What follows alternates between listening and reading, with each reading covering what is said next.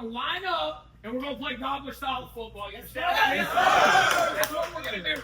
On both sides of the football, and 11 green hats are going to go to the ball. Every single down we get an opportunity to. You understand what I mean? Don't get caught watching. Don't get caught watching. You got it? So, fellas, Friday night, first Friday night, we've been chomping at the bit for a long time to get an opportunity to get back into this sucker right here and do this thing. You got it? Yes, sir. I've been thinking, my birthday's on Saturday, and I love a cake, man. I don't know if you guys do, but there's nothing better than a freaking cake that tastes so good, it's fluffy, and got the greatest icing, and it takes a ton of ingredients to get that. Right? And then they all got to come together to make that stinking cake taste and feel like it is, but it's special every time you take a bite of it, right? Well, I'm telling you, sitting in this room, guys, is the ingredients that it's going to take for us to compete every single week. If the ingredients in here, if this team right here will come together every single week with an undying freaking conviction to play gobbler style football, we can beat everybody on our schedule. I'll tell you, there's no doubt in my mind. You guys? Guys in this room right here can get it done. Every single down you play the style that we play. There used to be a pride. There is a pride. People put on this stinking uniform, gobblers across the chest, and it's special, man. There's some dudes that did it before us, and the town has so much pride in the Kelly Green. Let's go! And that's what it's going to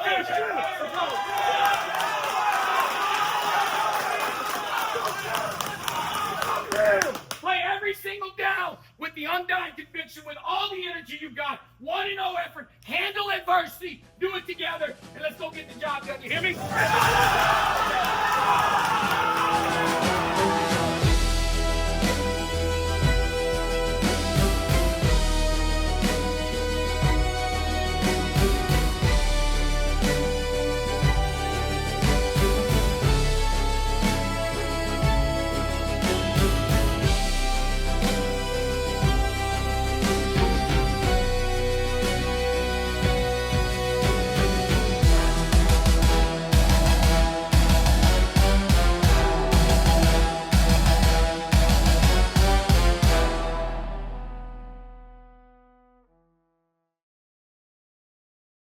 Coach Heights, 2 years ago you came from Yoakum. How does it feel preparing for this rivalry now wearing Kelly Green?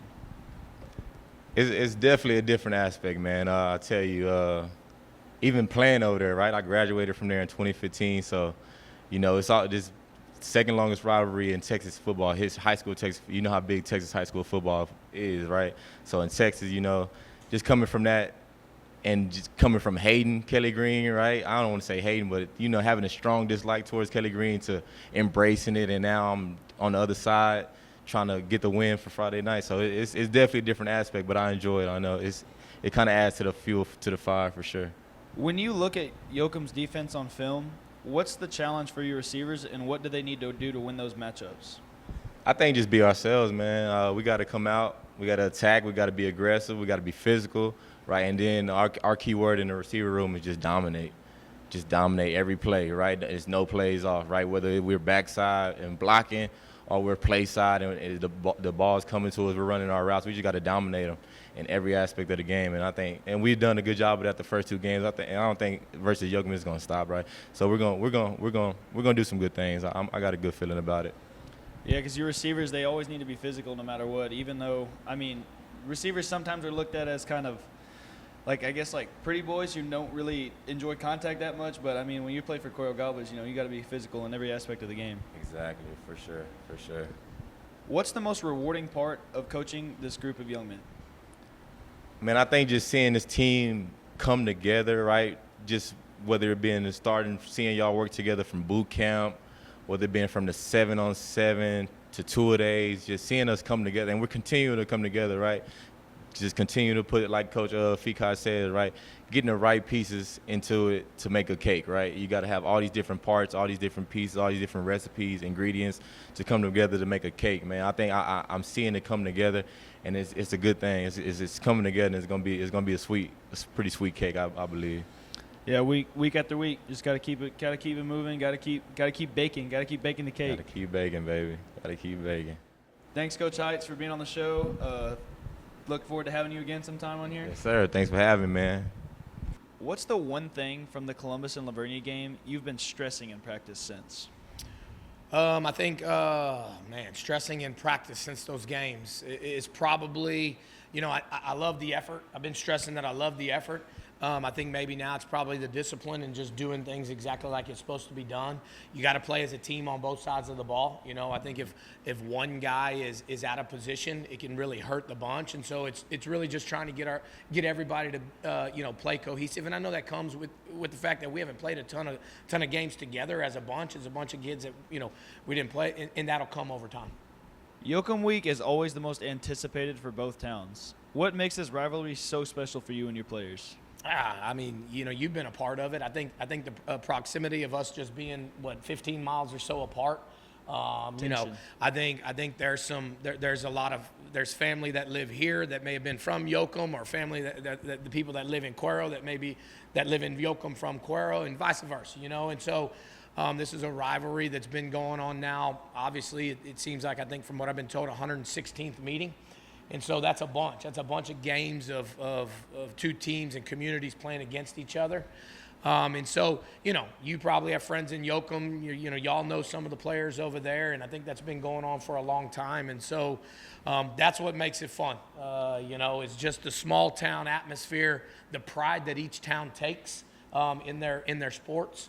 And their schools, and so that's what makes it, sets it over the top, I like to think, a little bit. It's kind of just like an inherited thing. Like, you don't have to hate Yoakum. You That's don't right. have to hate anybody. It's inherited. Like, you just have to become part of it when Yeah. you're a football player for either team. I think so. Cuero just moved up to 7th in the state rankings on Dave Campbell's Texas Football. Rankings bring attention, but they also bring pressure.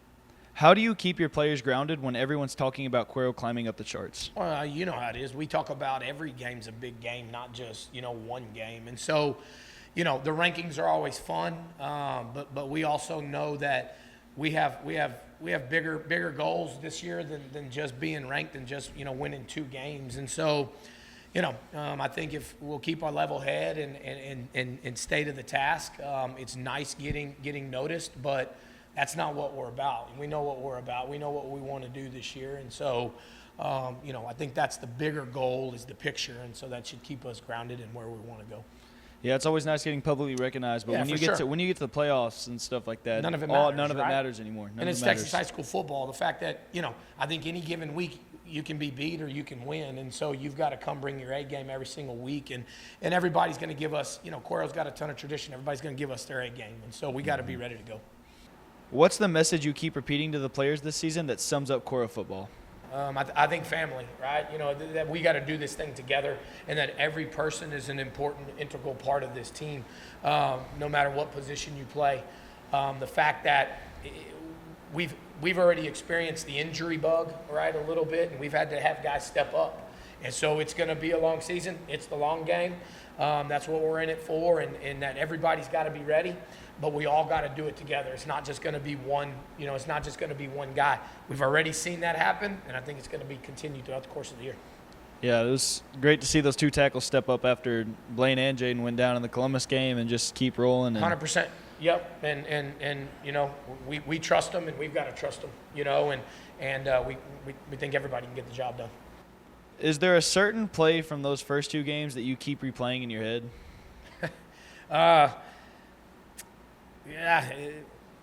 No, probably not. I always sit here and replay the good ones in my head, but as a coach, I always replay the ones that I need to get better at, right? That I think our team needs to get better at, and trying to not focusing in on those, but making sure that we're in the right spots where we need to be.